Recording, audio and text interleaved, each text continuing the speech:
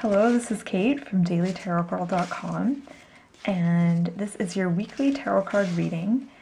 And my intention with this week's reading is to get some inspiration and some ideas from the cards for the week ahead. And hopefully I say something in the reading that will kind of spark an idea or something for you for this week. Okay, so I'm using the Mystical Cats Tarot for this reading.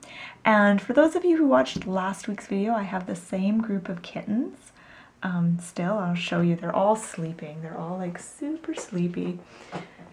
So there's George. And then behind him is Henry.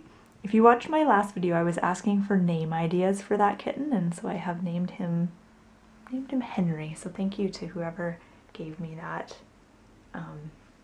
suggestion. It's a good name. Okay, so back to the reading.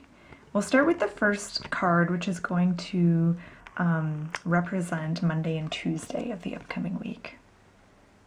Okay, so here we have the Priestess. So it's the High Priestess. And this is such an interesting card to start the week off with because it's a very powerful card. And it looks like this cat is in like a crystal cave or something like that, like an amethyst cave. And I always associate the High Priestess with things like dreams, psychic abilities, ritual, magic, going within, kind of exploring your inner terrain, like the unconscious or the subconscious, and discovering your, I guess, like your magical abilities and the ability that you have to heal yourself and to manifest things and to know things, because we all have these abilities, and at a certain point in our life we begin to become interested in exploring some of these things, and that's what the High Priestess represents for me. The High Priestess usually shows up in a reading to remind you of these parts of yourself. And I feel like the message that she has is to, there's something about the way this cat looks. Her eyes are just very relaxed. She's not as serious as some High Priestess cards. So I feel like the message is to acknowledge the parts of yourself that are hidden, even from you sometimes, and to have a certain kind of respect or reverence for these parts of yourself, but don't be afraid of them and don't be afraid to explore them. And it doesn't have to be this really serious thing. And what this makes me think of is, it makes me think of when people first start getting into things like tarot or psychic development, and a lot of people have a lot of fear around it, about, you know, opening up their psychic abilities or, you know, exploring intuition. They're worried that bad things are going to start happening or they're going to know too much or whatever. And this card is really saying to not be afraid of yourself. I think that's what the real message of this card is. Don't be afraid of the parts of yourself that you are not fully aware of and that you don't understand. Just seek to understand them, and then they will cease to be frightening. Okay, so the middle of the week, Wednesday and Thursday, we've got Three of Earth, so also known as Three of Pentacles. And I love how this card is depicted. It's these three cats, and they're really observing this little bug.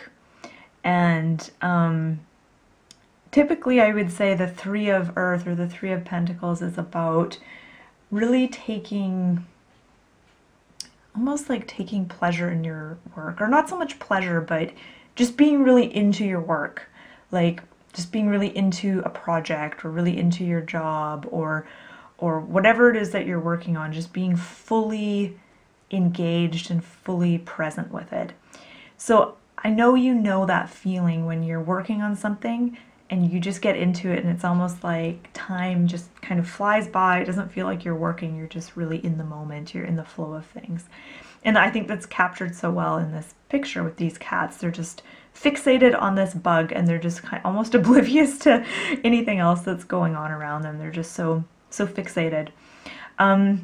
I feel like the message for us this week is really to see if we can throw ourselves into whatever work we're doing and be as fully present and committed to it as possible. I think that's really where the magic lies this week, is to just really be fully engaged with whatever it is that we're doing. So even if you're doing something boring or uninteresting, see if you can just completely be present and shut out all other distractions and just be in the moment while you're doing that one thing.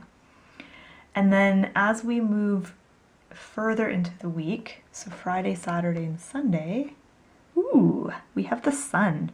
So this is a nice spread. We've got the 2 major arcana cards flanking either side of the reading, and then 3 of Earth in the middle. So the Sun, there's so much I want to say about this card. Generally, the Sun is just this really wonderful, positive card. And to me, it's a message that, you know, this weekend, there's going to be lots of positivity this weekend, lots of opportunities to do things that feel good for you, and to, you know, hang out with people that you enjoy and do activities that are, you know, a lot of fun and really good. But there's a deeper meaning to the Sun. And it makes me think of something I just recently read about the Sun.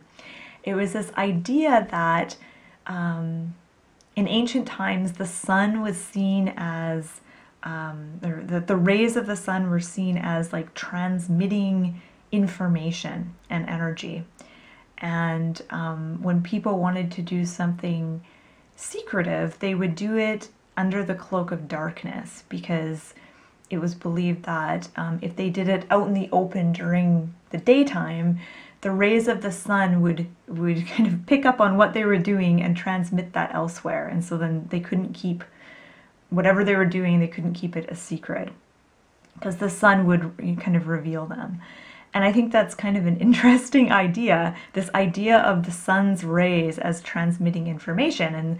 And in the same place that I read that, it's saying how when you lie out in the sun, the sun's rays transmit sacred knowledge into the cells of your body. And I don't know if that's true or not. I don't know if I believe that, but I like the idea. I think it's an interesting idea. And think of that next time you're laying out in the sun, instead of worrying about skin cancer and thinking about that. Not that you shouldn't worry about skin cancer, but just think of the sun in that way, about it kind of giving you sacred knowledge from the universe and penetrating your skin and going into the cells of your body. And I think we're in that kind of, you know, when you lay out in the sun, when you're sunbathing or whatever, you're in that really receptive state. Yeah, okay. So I'm just gonna zoom out and look at these cards together and see if anything else is jumping out at me. And I always invite you to add your own 2 cents. If there's something that's standing out to you that you want to share, please feel free to share in the comments section below. Okay. What really strikes me in these 3 cards is that there's not a lot of action happening. There's a lot of kind of lazing around, and maybe that's just because there's cats on all the cards.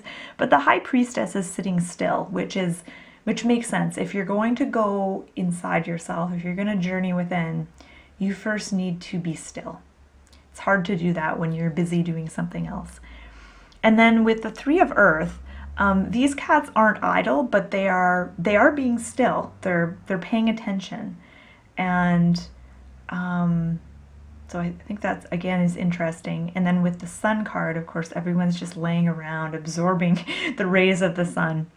So I feel like the theme for this week is definitely one of stillness, going within and being present. So yeah, I hope you found that reading helpful. I hope you enjoyed it. Thank you so much for watching. You can find out more about learning to read tarot cards on my website, dailytarotgirl.com. Have a great week.